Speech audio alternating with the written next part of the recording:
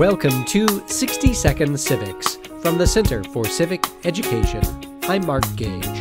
The 15th Amendment is the last of the Reconstruction Amendments, also known as the Civil War Amendments, which also include the 13th and 14th Amendments.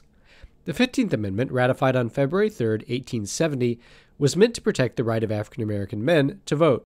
Women would not have their right to vote recognized until the ratification of the 19th Amendment in 1920. Section 1 of the 15th Amendment says, "The right of citizens of the United States to vote shall not be denied or abridged by the United States or by any state on account of race, color, or previous condition of servitude." Section 2 gives Congress the authority to enforce Section 1 through appropriate legislation.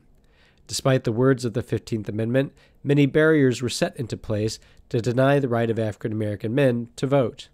In the South, African Americans often faced physical intimidation and threats of economic reprisals for voting. By 1910, fewer than 20% of African American citizens voted across most of the South. In some Southern areas, fewer than 2% voted. Other barriers included grandfather clauses, poll taxes, and literacy tests. Grandfather clauses permitted citizens to vote only if their grandfathers had been allowed to vote, which would have been impossible for African Americans whose grandfathers had been enslaved. Grandfather clauses were struck down as unconstitutional by the Supreme Court in 1915.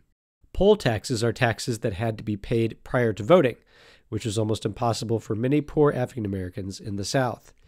These were outlawed with the ratification of the 24th Amendment in 1965. Literacy tests were required in some places in order to qualify to vote. These were banned only with the Voting Rights Act of 1965 and as a direct result of the pressure put on Congress by the Civil Rights Movement. That's all for today's podcast. 60 Second Civics, where civic education only takes a minute.